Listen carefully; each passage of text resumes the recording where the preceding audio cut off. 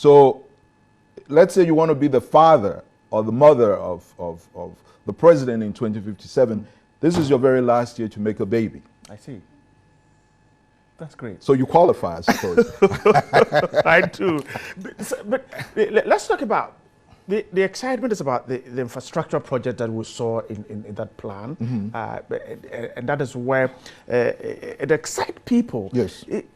These are things that are achievable, but in getting there, are challenges that confront us, and how do we go around these challenges? As I said, we will have to pass the laws or carry out the reforms to free the resources or to free the productive capacity of the economy.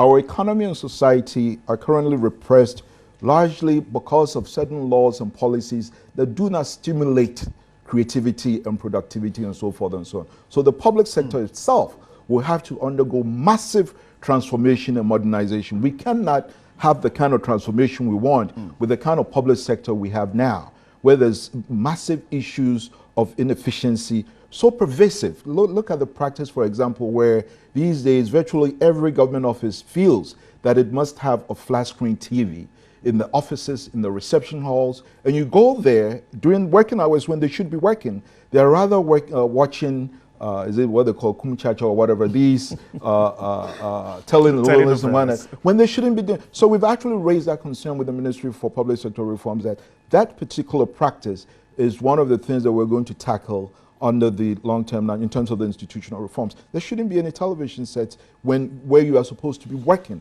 for example. We've created a situation where our budgeting practice or tradition is such that people get paid, and thereafter we have virtually nothing for them to work with.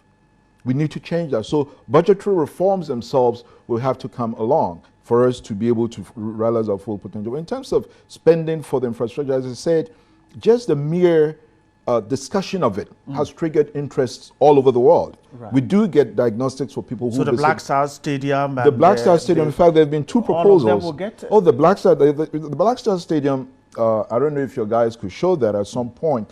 The current strategy is that we'll let each region bid, and it will be part. You see, in developing comprehensive infrastructure, usually it helps for you to, yeah, that's what they're showing now. Okay. That's the Blackstar Stadium there.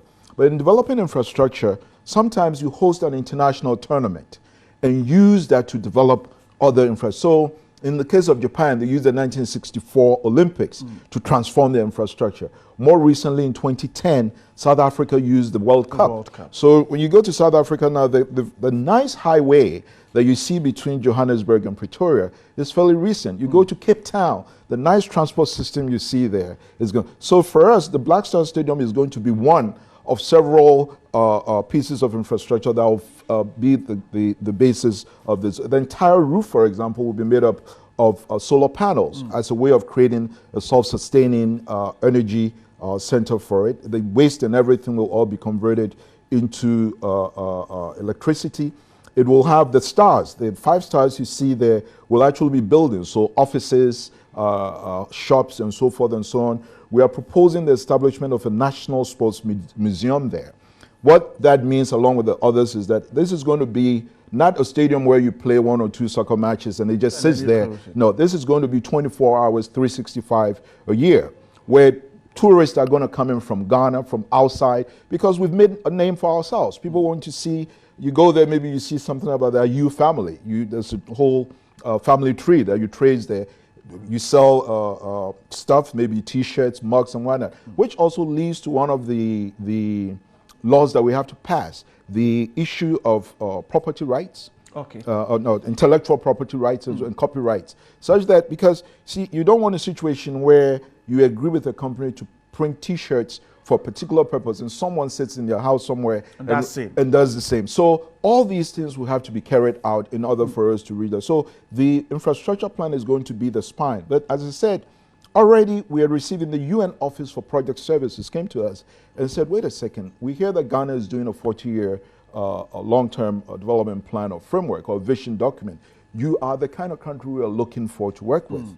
And they even propose that for the kind of thing we want to do, they suggest 40 to 50 year time frame. Right. And there's a lot of money, over 70 trillion US dollars. If we go for just 0.5% of that, that will be over 350 million US dollars that will come in.